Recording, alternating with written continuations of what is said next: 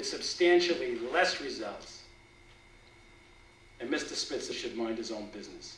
Performance measurement services, another example of a great business.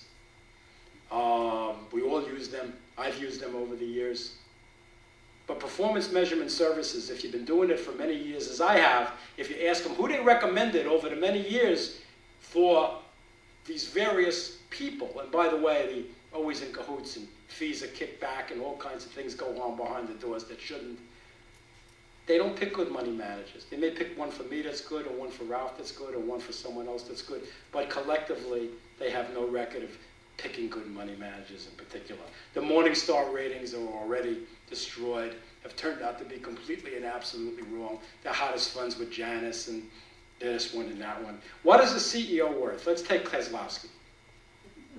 Let's take Kozlowski. He may be a criminal.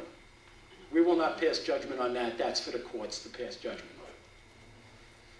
But if the stock goes from 1 to 1,000, and the industry goes from 1 to 40, what is that CEO entitled to make? Especially if a basketball player is making $100 million. And this guy created tens of billions of dollars of wealth, in theory, for his shareholders. Certainly was an instrumental part in it, okay? What was he worth? It's all politics. Martha Stewart, the biggest sham, the biggest fiasco in the history of the world. My wife loves Martha Stewart. I don't like Martha Stewart. But when you've been in the business for so many years, and you've seen the people who are recommending investments to the public, and you know their education, and you know their motivation, and you've known them by the hundreds and the thousands, and you know how many bad people are spread throughout this country in the investment industry, and how many people have been lied to and cheated and deceived, not by the good firms, but by the hundreds and hundreds and thousands of small firms, and even to some extent by the good firms. Martha Stewart, to waste public money, is it guilty or not? Is such a misleading use of our tax dollars, in my view, that it's ridiculous. Do you know how many housing starts there were in 1971?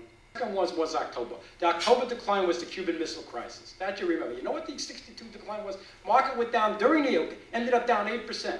During the year, it went down in March. It was a margin liquidation. It went down something like 30% or 29 or 32%, okay? You know what the story was then? The story was that there'd never be another new issue. There was a hot new issue, boom, during that period of time. Of course, there was never going to be another one. It was all over every newspaper. It was over. It was Transitron. It was Solatron devices. It was Nick Salgo with Bangor and Aroostock. It was Charlie Bluthorn and Thornton at Lytton. And it was all kinds of things that were going on. The names were different. The game was the same. The world was coming to an end. There would never be another IPO. And of course, there were a lot of new IPOs. Now, we go to the serious stuff. And I'll do it quick. I'll be out of here in 10 minutes. You'll be rid of me, okay? Listen, thinking the unthinkable. Herman Kahn. This is important.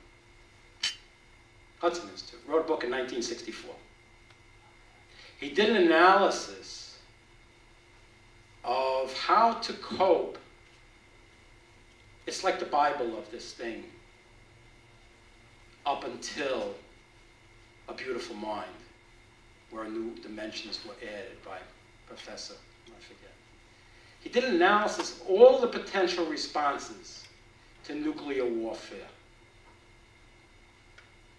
They do this, you escalate that, they do this, series of this, you this, you that, you that, you this, you that, you this. In the back of the book, in 1964, he had an epilogue. In 1964. Everybody, Condoleezza Rice is a student of this. Everybody who deals with these kinds of things is aware of this. He had an epilogue, and the epilogue said, he said, well, in the year 2004, by that time, there'll be little bombs, there'll be dirty bombs, and there'll be terrorists, and I don't quite know how we're going to cope with that.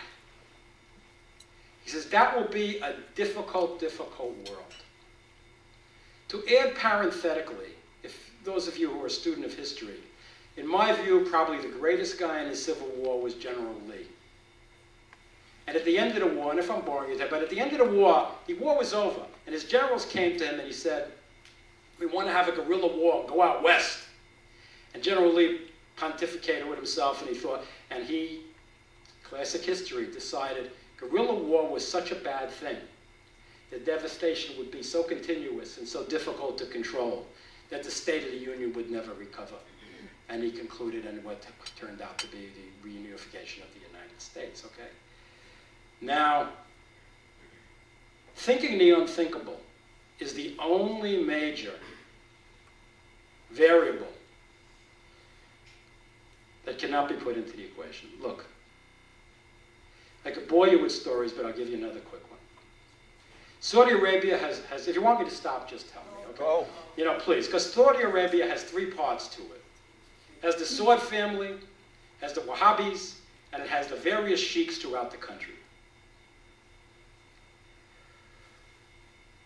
The chaos in Saudi Arabia politically has been going on forever. It's nothing new.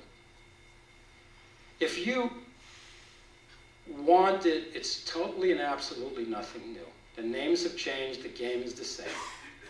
We all think it's new, but if you study the history of the country, you'll find out it is completely and absolutely a continuing pattern. If you wanted to really create an impossible situation, you got a family, you got 40 people in your family. You say, look, we'll make some trouble, but if we all stay here in Saudi Arabia, they'll bomb us out, oil or not, and we'll be gone. So you guys go out into Canaan.